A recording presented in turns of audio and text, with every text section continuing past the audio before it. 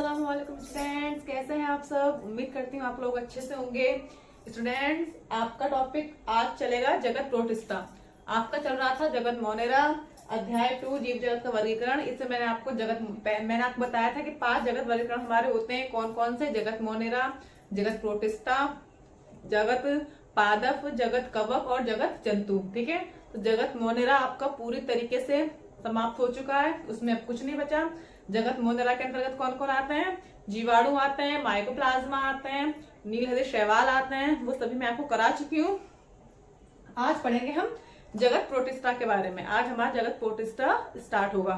ठीक है, देखिए पहले मैं आपको कुछ मेन पॉइंट बता देती हूँ कि प्रोटिस्टा में के जो मेन पॉइंट है वो क्या क्या हैं, जो इसके सामान्य लक्षण हैं वो क्या क्या हैं। वी टेकर ने हमें इसके बारे में क्या क्या बताया।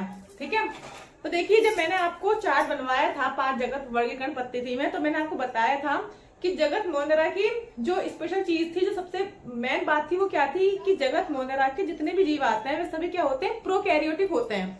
ठीक है, ये हमने आपको बताया था। अब जगत प्रोटिस्टा का जो मेन चीज इसमें क्या है, देखिए ये मैंने आपको चार्ट में ही बताया था, अभी मैं आपको बताती हूँ। जितने भी जगत प्रोटिस्टा के अंतर्गत जितने भी जीव आते हैं, जो भी जीव आते हैं, वे सभी क्या होते हैं? वे सभी यूकेरियोटिक कोशिका के बने होते हैं। और कैसे होते हैं? एक कोशिकीय होते हैं। ठीक है, तो ये आपका मेन पॉइंट है। पहले एक कोशिकीय होते हैं और सभी क्या होते हैं? यूकेरियोटिक कोशिका के बने होते हैं। तो जो भी इनको, हाँ, जगत प्रोटिस्टा के अंतर्गत जो जीव आते हैं उनको हम प्रोटिस्ट भी बोल सकते हैं। ठीक है, एक कोशिकीय प्लस यूकेरियोटिक। ठीक है, तो ये आप समझ लीजिए, जो हमारा टॉपिक स्टार्ट हो रहा है जगत प्रोटिस्टा, इसके स्टार्ट से एंड तक जो भी इसके अंतर्गत जीव आएंगे जिसके बारे में पढ़ाया जाएगा, वो सभी क्या होंगे? वो सभी यूकेरियोटिक कोशिका के बने होंगे और एक कोशिकीय होंगे। क्लियर है आपका?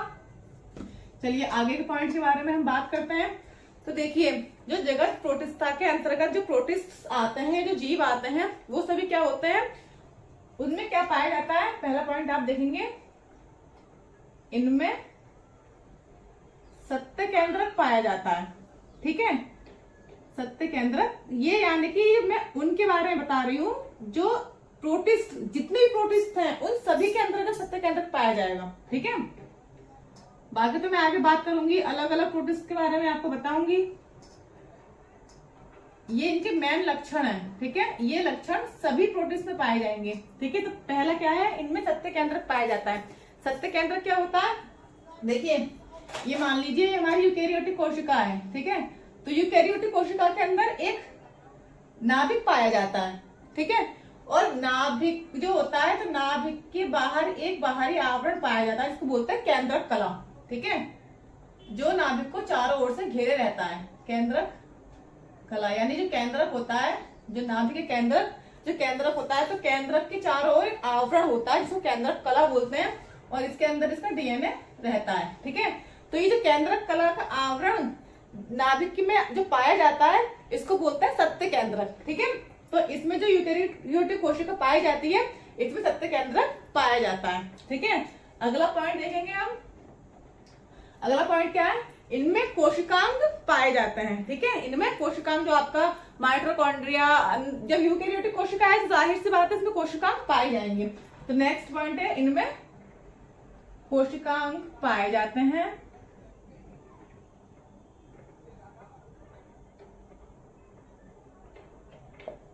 पाए जाते हैं। अभी आप लिखेंगे नहीं, अभी आप सिर्फ समझेंगे, जब मैं आपको बताऊंगी तब आप लिखेंगे। ठीक है, नेक्स्ट पॉइंट है आपका, देखिए ये जो जगत प्रोटिस्ट जो के अंतर्गत जो जीव आते हैं, यानी कि जो प्रोटिस्ट होते हैं, वो स्वपोषी भी होते हैं और परपोषी भी होते हैं। ठीक है, तो नेक्स्ट पॉइंट है आपका, स्वपोषी भी होते हैं। ठीक है, स्वपोषी कौन कौन से होते हैं? एक आता है क्लेमाइडोमोनास, ये आगे पढ़ाऊंगी सबके बारे में, लेकिन अभी यहाँ पे आपको शॉर्टली समझा दे रही हूँ। ठीक है, समझने के लिए, ताकि आपको आगे आपको प्रॉब्लम ना हो। तो स्वपोषी कौन से होते हैं? क्लेमाइडोमोनास। ये कैसे होते हैं? ये स्वपोषी होते हैं, यानी प्रकाश संश्लेषण की क्रिया में अपना भोजन करते हैं। ठीक है, क्लेमाइडोमोनास क्या करते हैं? प्रकाश संश्लेषण की क्रिया में अपना भोजन करते हैं। और इनको क्या बोलते हैं? इनको पादप प्लवंक भी बोला जाता है क्लेमाइडोमोनास को। ठीक है, परपोषी कौन होते हैं? क्लेमाइडोमोनास कैसे होते हैं? स्वपोषी होते हैं। प्रोटोजोआ, इनके अंतर्गत प्रोटिस्ट में एक आता है प्रोटोजोआ, ये कैसे होते हैं? ये परपोषी होते हैं। ठीक है, इनको होलोजोइक, प्रोटोजोआ को क्या होलोजोइक भी कहा जाता है। ठीक है, इसके बाद आएगा, देखिए कुछ जीव, हाँ ये आप समझने की बात है, यहाँ आप बहुत ध्यान समझिएगा। जो मैं अगला नेक्स्ट पॉइंट जो आपको बता रही हूँ, ये आपका बहुत ध्यान से समझने का पॉइंट है। देखिए जो प्रोटिस्टा, जगत प्रोटिस्टा जो होता है, इसके अंतर्गत एक ऐसा जीव होता है या एक ऐसा प्रोटिस्ट होता है, जीव प्रोटिस्टा है तो हम इसको प्रोटिस्ट भी बोल सकते हैं, मैं आपको बार बार बता रही हूँ। ठीक है, तो एक ऐसा जीव या एक ऐसा प्रोटिस्ट होता है जो प्रकाश संश्लेषण की उपस्थिति में तो स्वपोषी होता है, यानी प्रकाश संश्लेषण करके अपना प्रकाश की उपस्थिति में तो स्वपोषी होता है, यानी कि जब प्रकाश की उपस्थिति होती है तो वह प्रकाश संश्लेषण करके अपने भोजन का निर्माण कर लेता है। ठीक है, तो वो क्या हो गया? स्वपोषी हो गया। लेकिन जब प्रकाश की अनुपस्थिति होती है तो वो प्रकाश संश्लेषण नहीं कर पाता, अपने भोजन का निर्माण नहीं कर पाता, तब वह क्या करता है? तब वह अपने भोजन के लिए दूसरे जीव पर निर्भर हो जाता है। ठीक है, दूसरे जीव से अपना भोजन प्राप्त करता है। तो ये क्या होता है? इस जीव को या इस प्रोटिस्ट को हम क्या बोलेंगे? इसको स्वपोषी भी बोलेंगे और परपोषी भी बोलेंगे। ठीक है, क्यों? क्योंकि प्रकाश की उपस्थिति में प्रकाश संश्लेषण से भोजन प्राप्त कर रहा है तो स्वपोषी हो गया, और अनुपस्थिति में किसी और जीव पर निर्भर है तो परपोषी हो गया। ठीक है, तो इसको क्या बोला जाता है? इसको पौधे की और जंतु के बीच की कड़ी माना जाता है। इस जीव को पौधे और जंतु के बीच की कड़ी माना जाता है। ये बहुत इंपॉर्टेंट क्वेश्चन है। और वो जीव है, वो प्रोटिस्ट कौन सा है? वो है यूग्लिना। कौन सा है? यूग्लिना एक ऐसा जीव है, देखिए पौधे और जंतुओं के बीच की कड़ी इसको क्यों माना जाता है? क्योंकि ये स्वपोषी है, तो पौधे क्या होते हैं? स्वपोषी होते हैं, और जंतु क्या होते हैं? परपोषी होते हैं। तो यूग्लिना स्वपोषी भी है और परपोषी भी है, तो इसको क्या मानेंगे? इसको पौधे और जंतु के बीच की कड़ी। ठीक है, जंतु के बीच की कड़ी, ये बहुत पूछा जाता है, ये आप समझ लीजिएगा, ये इंपॉर्टेंट पॉइंट है आपका। ठीक है, ये मोस्ट इंपोर्टेंट।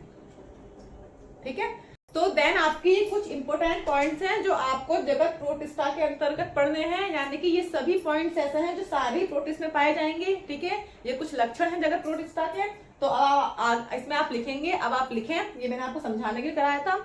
अब इसमें आप लिखेंगे, आप डालेंगे हेडिंग जगत प्रोटिस्टा। ठीक है, हेडिंग डाल के आप इसमें लिखेंगे कि विटेकर के अनुसार जगत प्रोटिस्टा में ऐसे जीव को रखा गया है। इसकी खोज किसने की? आर एच विटेकर ने, क्योंकि 5 जगत वर्गीकरण पद्धति तो किसने खोजा? आर एच विटेकर ने। ठीक है, तो आप लिखेंगे विटेकर के अनुसार जगत प्रोटिस्टा में ऐसे जीव को रखा गया है जो यूकैरियोटिक तथा एक कोशिकीय होते हैं। मैंने आपको बता दिया।